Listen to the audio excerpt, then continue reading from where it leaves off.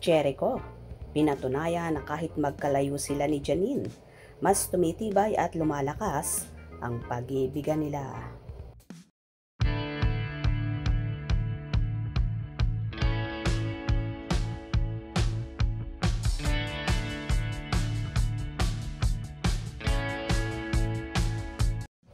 Absent nga ang Mr. Pogi ng Marikina, ang kapamilya actor na si Jericho Rosales sa naging ABS-CBN Ball 2025 noong nakaraang April 4, 2025. Naging busy kasi si Eko sa kanyang campaign rally para sa sinusuportahan niyang Ako Bicol Party List, kung saan 4 na araw siyang naglagi sa Bicol para mag-ikot-ikot sa iba't ibang lugar.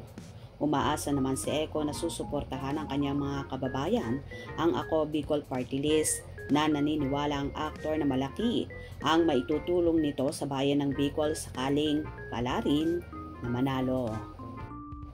Samantala, sa naging speech naman ni Jericho sa entablado na tila ba patama ito sa napapabalita na kanyang karelasyon ngayon na si Janine Gutierrez.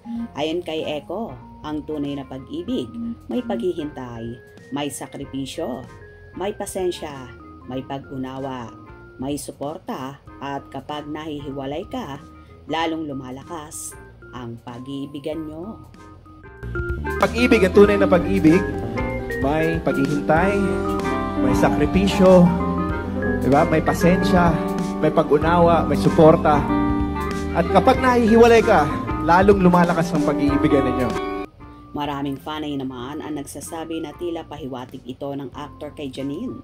He's so sincere for Janine. That's only intended for Janine. Baba Nini is her last one, true love. Kakakilig naman Baba Eko, super kilig to the bones naman. Talaga. Hashtag Ekonin, Nation, Worldwide. Para kay Janine kaya ba yun? Kinikilig ako dito. Wow, namiss na niya si Nini. Kinikilig ako sa mga sinasabi ni Eko. Sana sila na hanggang sa dulo. Ganito kasi si Eko kapag nagmamahal. That's true, idol, but I hope you and Janine have a baby soon. Eko, para kanino ba yung sinasabi mo? Naway talagang sincere ka sa isang babae na iyong iniibig. Kapag galing sa puso, natural na lumalabas sa bibig ang true love ni Eko kay Nini. Sana forever na ang Ekonin. I love Ekonin so much. Mabuhay ka, Eko. Love you, Ekonin, forever. Mag-ingat ka. Tama ka dyan. Boto nyo, idol natin. Tila sa mga bawat salita na ibinulalas ni Eko ay patukoy sa relasyon nila ng dalaga na kahit nga malimit silang magkalayo ng nobya ay mas tumitibay pa ang kanilang pagmamahal at suportahan lang ang ginagawa nilang dalawa.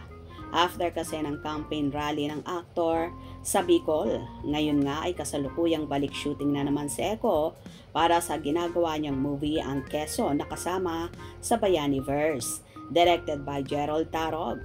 Kahit pa sabihin na so busy si Eko sa kabi-kabilang commitments, hindi naman nawawala ang communications nila ni Janine, through call or video call.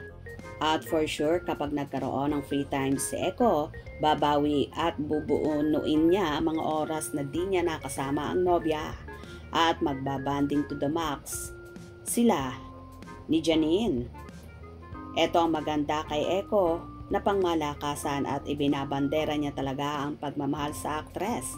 Kaya naman kahit pamilya ni Janine ay so proud at botong-boto kay Eko para sa aktres.